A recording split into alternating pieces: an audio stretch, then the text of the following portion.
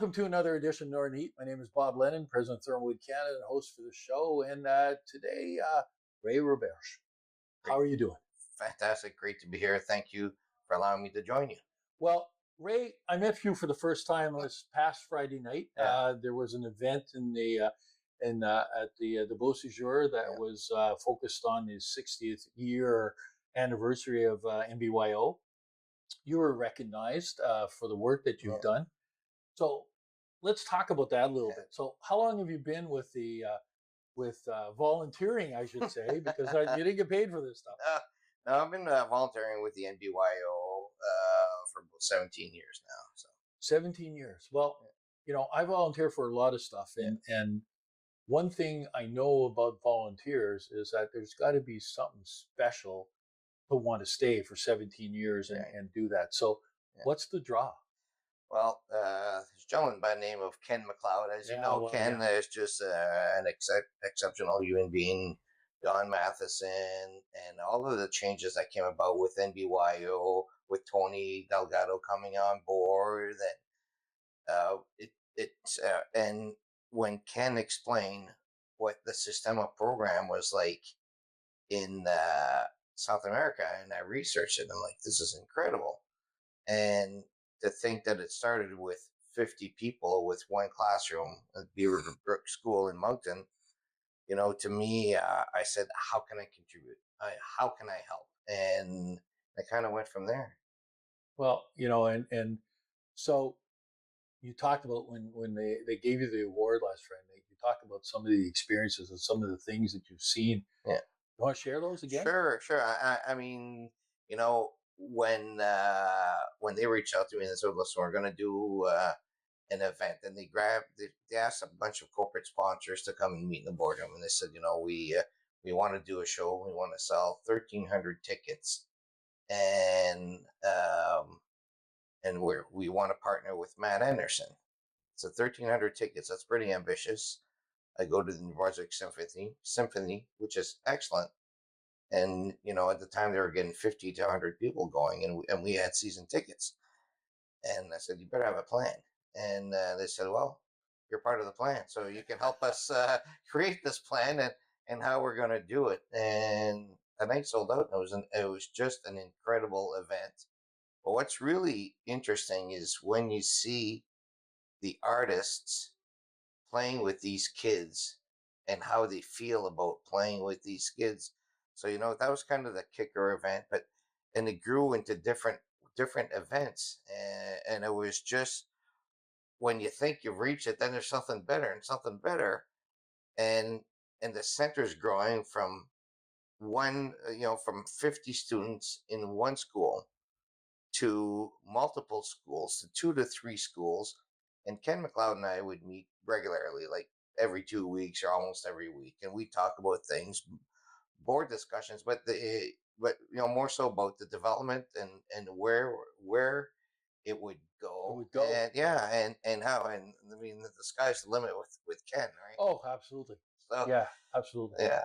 So, but it's, you know, and I met Ken a couple of years ago. I'm doing an interview just like this, and this is where I got hooked. Right. I was listening to him talk about the dream and what his vision was and where he wanted to go, and it was just absolutely amazing. And the stuff that we've done, because now it's in 10 different locations around the province at the Sistema program. 1,200 kids a day, you know, and it's just, so I said, so what else can we do? Well, we need fundraising, and we need to work with government. So, because without government backing, we wouldn't be able to do this. And the school boards have been fantastic, you know, bringing these kids, picking them up from school, bringing them here. So, and you know, when Ken was saying, look at what's doing to the kids, and I said, yeah, but what's it doing to the parents? So all of a sudden, single moms or single parents, or parents that are having problems getting by and can't afford after school programs, well, they can go to work now. They can work a full day of work because the kids are in music till 5:30. So the kids go right from school to over here. They get snacks during the day. The grocery stores don't eat a bunch of the snacks or give us really good prices on it. And then the parents can work. And I mean, so you think about it, what it's doing, and also at the time we're bringing teaching artists from South America, from literally from around the world, and it was a good source of important immigration of people that are moving here and hitting the ground and doing it. And then Ken's like, well, we're going to do one in St. John, and we're going to do one here, and we're going to do one here, and here's this master plan, right? And it's like, so you don't have a choice but to say, I'm hooked and I'll do whatever the heck you want. And I'll tell you, the board meetings are always in Sussex, and you'd have like, like anyone, when you can donate to charities, you can donate things. You wonder how much money really makes it to the bottom. Well, Ken McLeod worked for free up until the last couple of years, worked for free. And I mean, not a regular work week, right? There was never less than 60, 70 hours for Ken. And you know how you worked on adrenaline and and passion, right? Of what he did. And so to the board members, well, that for us, seeing what it, and so you'd finish your day of work, you'd have to hurry up to get to Sussex. You get some dried sandwiches over there. Yeah. And Yeah. and if you're lucky, there was a cookie. Probably most of the time there wasn't a cookie. Yeah. So you get some sandwiches, then you do all this stuff, then you drive home and get home at 9 or 10 o'clock at night. When you're driving home, you say, this is why we're doing it. Like every time you left, I was like, this is incredible. This is just incredible. And it wasn't a burden.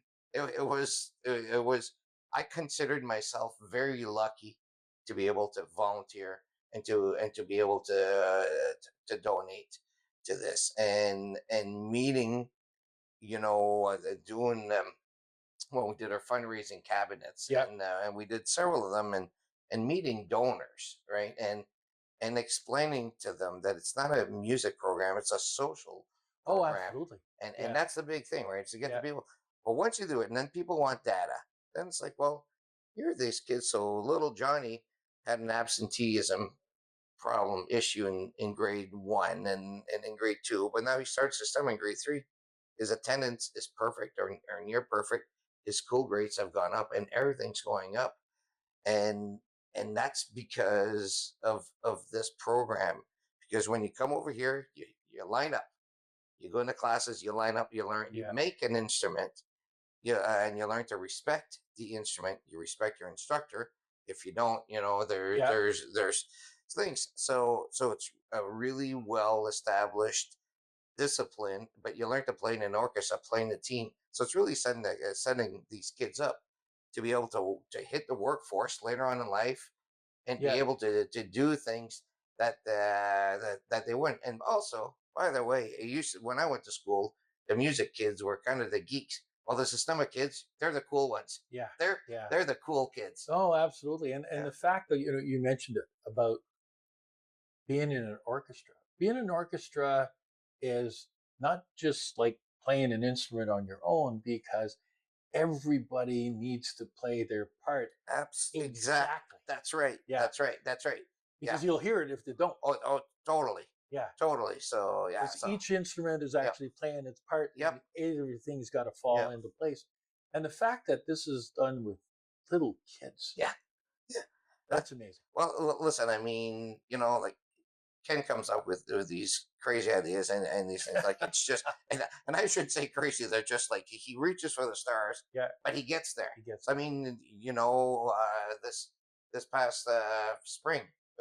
With Dan Brown. With Dan Brown. Yeah. I mean, like it's Dan Brown, right? One of the he wrote the best-selling author almost of all time. So,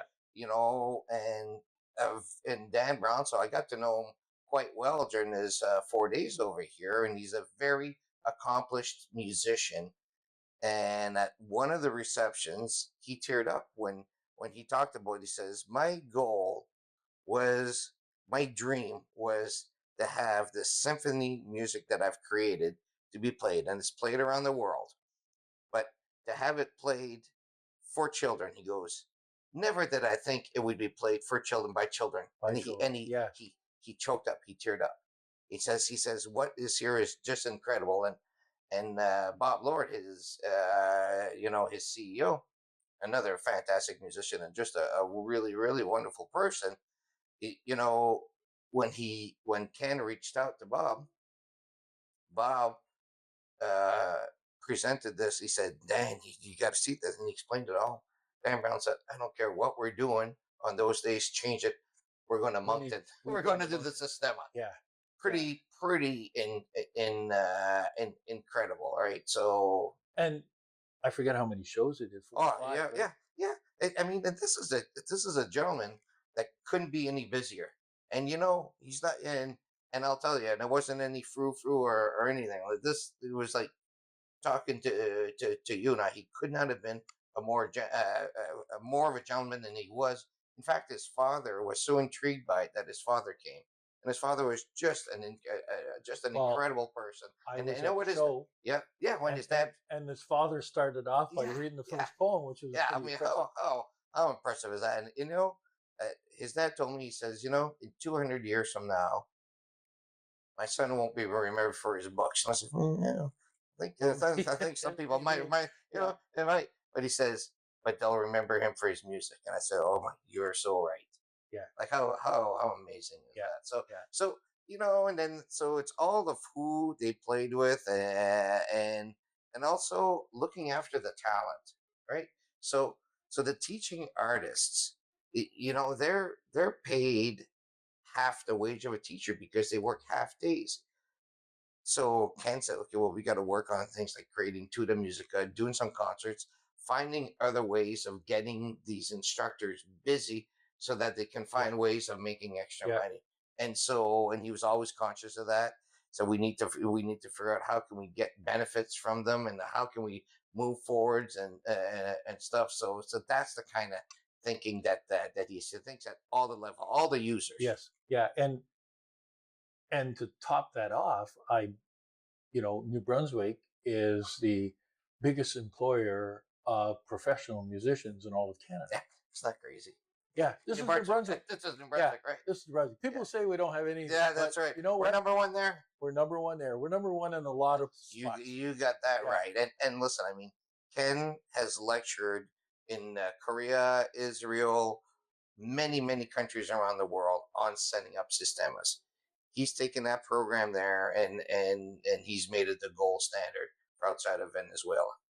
Well, you know what?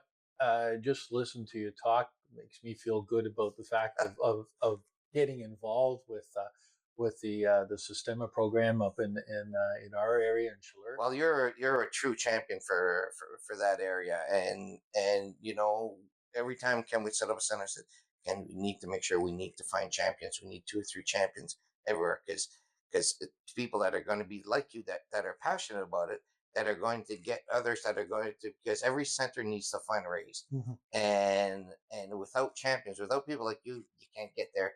You can't do it. Well, yeah, you're absolutely right. And being passionate. But the thing is, too, is that, as you mentioned, too, about going out and getting the sponsorship, is that, especially up in the northern part of the province, this has never been something they've known and been accustomed to. Yep. Because it's been mostly down the south and moving around. It is in Chippewa and Miramichi, but in the Chaleur region, we never heard about it. Yep. And so going to see sponsors and talking about this, it's amazing the interest that comes up, and I go, what? What's going on? Yeah. And so it's not, sponsoring a hockey team, that's or a right, volleyball team, or a soccer team. This is sponsoring a group of people young people that actually have a different goal and an objective. And the objective of changing society from the grassroots is what's totally amazing. Well, and exactly, and these people also realize that this is the next crop that's going to make our lives all better too. Yeah. Absolutely. These are kids that are going to grow up to be teaching artists. They're going to be up to be lawyers, doctors. They're going to do anything, right? And that's what these kids are doing. I mean, some of these kids are going to McGill, U of T, University of Moncton. They're going everywhere. Yeah. And most of them are the first person to go to university in their family. Well, Ray, I really appreciate you. Definitely demonstrated to me the reason on why you've been around the program for 17 years. Yeah. And Ken McLeod is definitely one of the reasons, but the other reason is the fulfillment that I'm hearing you tell me that you're getting out of this. And you know, the reason why we do this show called the Northern Heat, it's all about turning up the heat and doing things Right. in a different way. Right. And so, a small token of my appreciation is that everybody that comes on the show gets Oh, a hat of turning up the heat, and you're doing it too. So there we go. You look good. There we go. See, looks pretty perfect. good to me. It looks pretty good to me. Well, thank you. Appreciate all the help that you're Thank doing. you, and I hope to all the listeners out there to go to Google it, Google Sistema, YouTube it, Sistema New Brunswick, NBYO, and have a look because there are so many concerts links that are there, and you'll get to see some pretty incredible music that's there. And thank you very much for what you're doing. You're really making a difference, and it's greatly appreciated. And way to go for your community. Well, thank you very much. All right. And there we have it. Another edition of Northern Heat for this week. Place you come to listen to the stories that haven't been discovered yet.